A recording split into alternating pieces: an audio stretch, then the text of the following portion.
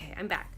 So, hey guys, welcome to Liberated Bodies, and today we are going to be talking about my keto status update. So far, that is definitely my most popular video on the channel because I guess a lot of people are interested in vegan keto because keto is the thing that's going on right now. So, if you guys don't know what keto is, the keto diet is when you eat low carbs and a high fat diet. So I've been doing that for the past 2 months, and I started off with meat-free keto. So if you look at my last video, you can see the recipes and things I was using from her meal plan. I do highly recommend it, and it's awesome. So I'm gonna be looking at a piece of paper the whole time because I just want to make sure I go over everything, and then yeah, I don't want you guys to be like, what the heck, why are her eyes just wandering off screen? There's a method to my madness, so let's get started. Also, if the light goes in and out and gets a little crazy, it's because I'm using sunlight and the clouds are going over the sun, kind of like this. You can't see me. That's pretty much what's going on. Yeah. Okay, so first of all, why did I start keto? I started keto, I first heard about it probably in February or March, and I started trying out keto, and I didn't, like it very much because I wasn't eating enough and I wasn't eating the right foods, and so yeah, it didn't work out for me, and I went back to eating all my, fruits and veggies and brown rice and all that other stuff. So then my boyfriend started doing keto like probably 2 to 3 months later, and he was having really good results. He felt really good, had a lot of energy, it helped with his brain, and he was just telling me, you need to try it because this is awesome, you should just try it again. And so I was like, okay, I'm gonna try it again, but I'm gonna do it the right way. So I went online, did some research, I found some keto meal plans for vegans, and I decided to try it out, and I loved it. So yeah, that's what I did. And so let's get to the pros and cons.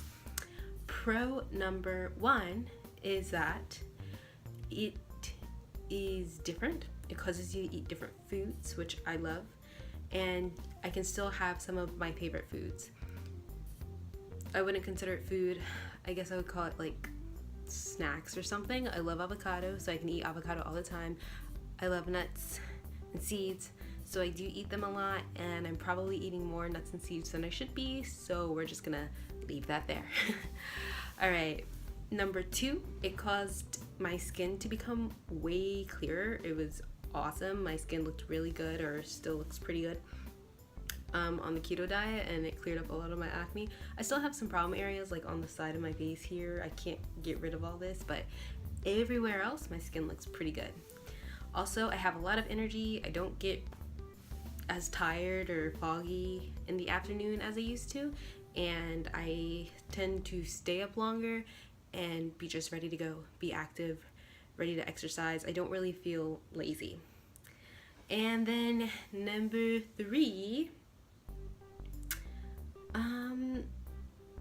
I tend not to overeat. I had problems, or I've dealt with problems where I overeat, or I basically binge on food from time to time, which is not very good, but I've done it. And this causes me not to overeat. 1, because I only buy enough food to last me for the week, so I don't really buy extras. And 2, because there's not much to really binge on. I'm not eating chips and cookies, and unless I make them and stuff like that. So I tend to watch my eating. Also, you're just not as hungry. You feel more satiated on the keto diet. So yeah, it helps with weight management a lot because you're not eating all those carbs. And I'm definitely not, overeating on calories, as I said before, because I only make what I need, and then I don't have a lot of snack options besides the nuts and seeds and coconut, stuff like that. So I'm not really overeating, and it's helping to manage my weight. And okay, so those are all my pros. Let's get to the cons. Con number 1, when you eat out, it can be pretty hard. So I did go on a little vacation trip with my friends to Virginia, and I was still doing vegan keto, and I did it the whole entire time without any issues because Richmond, Virginia is a really good vegan spot. So what I ate most of the time was a lot of like meatless meat, like a lot of the restaurants we went to had Beyond Beef burgers, so I would get that. I would get a Beyond Beef burger, maybe add some avocado to it, and then put it in between some lettuce, and then that would be my meal. Maybe have some veggies on the side, and that worked out great. Made sure I brought some sunflower seeds with me, probably brought some broccoli snacks and stuff like that, which my friends weren't a huge fan of, but it worked, and I was able to do that the whole entire trip. When I made food, I made like a little salad with some tofu or whatever in it, and everything went well in our Airbnb oven. Next is you can never really find something quick to eat unless it's nuts and seeds or avocado. A lot of the foods you probably have to make it yourself. You're not just gonna go out in a restaurant and find something that suits your vegan keto needs, like fast food wise. And I mean, I don't really eat fast food in the first place, but you know, when you go out sometimes, you're like, oh, I'm so hungry, I just want something quick to eat. That's not gonna happen. It's not like you can just grab a piece of fruit and take it with you on the road. So that is definitely a con.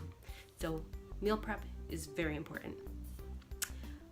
Another con is that I kind of overeat nuts when I get hungry. I want a snack, I just grab those peanuts, or I grab almonds, or sometimes I have mixed nuts. I do tend to overeat them a little bit, but I've been much better because instead of just eating out the jar, I do portion them into baggies, and I try to stick to 1 to 2 baggies a day so that I don't overeat the nuts and seeds. And if you do overeat nuts and seeds, of course that's a lot of calories you're consuming, so unless you're exercising a lot, it will cause you to gain weight.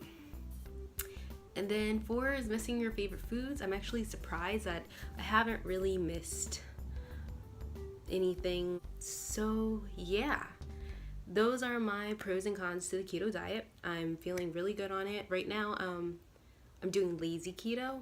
Before I was following a meal plan, so all my macros and everything was planned out, but since I'm doing lazy keto, I just try to stick with foods I know is low in carbs, and I'll add it up in my head.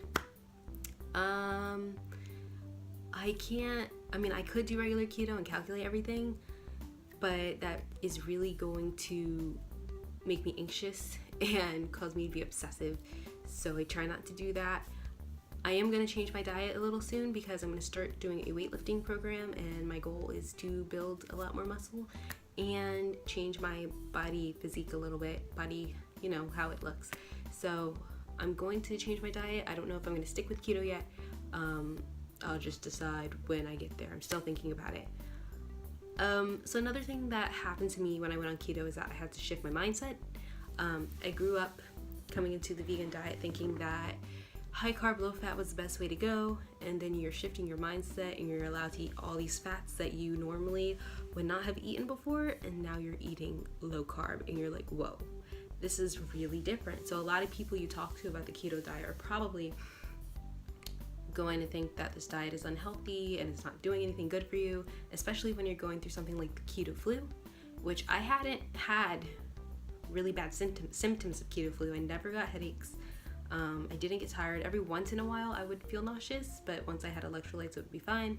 And then the only thing I really suffered through was just muscle fatigue.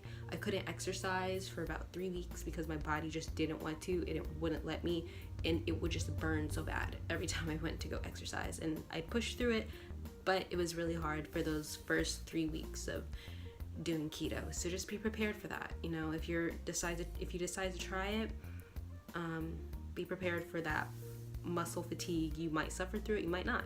I am very grateful for the keto flu that I had because my boyfriend's was really, really bad. He had the headaches, the nausea, the tiredness, the everything. But yeah, so everybody's different.